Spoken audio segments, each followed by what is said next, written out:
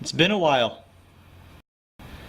I was going to do a vlog for the solar eclipse a few days ago, and it ended up being very underwhelming. I'm going to show you guys what I went through, the footage that I got regardless. This is how the day started. Hello everybody. Today is the total solar eclipse. I'm in South Carolina. I'm not exactly in the path of the perfect total solar eclipse view, but I'm at what they're saying is 99.1%. It's 12:54 in the afternoon. Apparently it's supposed to go down in like 30 minutes to an hour. It's very bright right now. I don't think that has anything to do with the total solar eclipse, but it's still something of note. So there's a strange hue that we're experiencing here. I'd say the sun is like 85 or 90% covered. There's nothing I can do, a total eclipse of the heart. So, looks like we're pretty close to it happening. What do you think? Thumbs up. So I was waiting for it to get pretty dark and film that, and it just never happened. So just like that, it came and went. It never got completely dark. 99.1% coverage. It was still bright out here. Enough to see. I didn't realize at the time, I thought it was going to get pretty dark, and it never did. Now it's getting lighter. So the experience is ending. I mean, we got 25% of the sun back already. For those of you that didn't get to experience totality, if you don't live in the right part of the country or you just missed it, apparently the total solar eclipse is actually really cool and really worth it.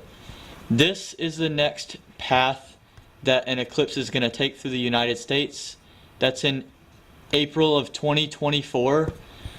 I will definitely be making more of an effort to be right on that line some point and experience the real totality, because the people that were in it that I know say it was definitely a cool experience.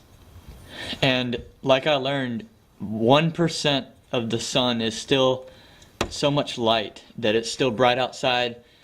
I felt like I missed the experience after it was over. I was left with a very incomplete feeling, not satisfied.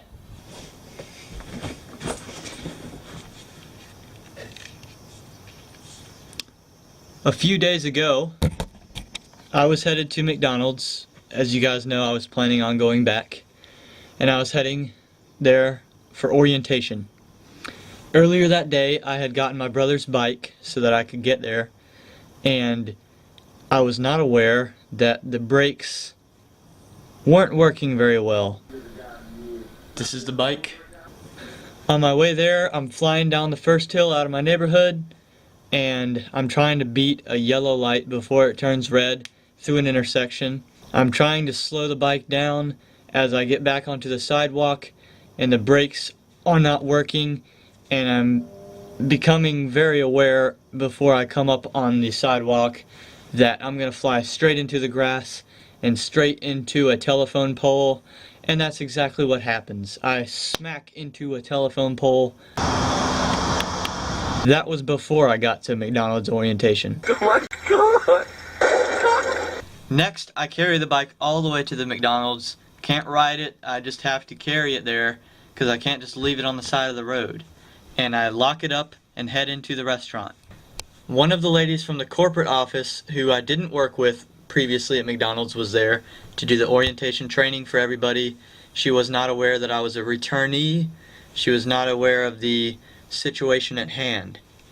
She asks me, I need your 2 forms of ID. I brought one, only my driver's license, just because I happen to have it. I didn't plan on needing to bring anything. I said, look, I've only got one. I can get you the second in 4 hours when this orientation is over. She says, nope, I need your 2 forms of ID before you can take part in this. I say, okay, how long do I have to get it to you? She says, 30 minutes. Keep in mind, it took more than 30 minutes just to get there, walking a bike all the way from my house. And so I said, look, I can't get it to you in 30 minutes. I could get it to you as soon as this is over, and it's no problem. She says, look, I'm sorry, I can't hire you if you don't bring what you need, and that's not my rule, that's the government's rule. And I said, no, 30 minutes is your rule, not the government's. And she's like, okay, you're rude, you can get out of here. So the managers currently working at McDonald's that wanted me to return very badly are definitely upset over this. I'm not extremely upset. I know I'll be alright. I'll find another place. I'm not going to work somewhere where I'm not valued. I'm not appreciated. Kelly from Stanton Enterprises McDonald's in the Carolinas, you made a mistake. Next time, just try to have a little bit more human decency and understanding. Kelly from Stanton Enterprises McDonald's, this is for you. I really hate your ass right now. See you driving round town with the girl I love, and I like to fuck you. And I do need advertising for this YouTube channel, but McDonald's, I'm afraid we're not going to be a good match. Now that the whole thing is over, it's really a funny story. I realized that being run into that telephone pole was probably a sign that I should not show up regardless. Probably should have seen that coming.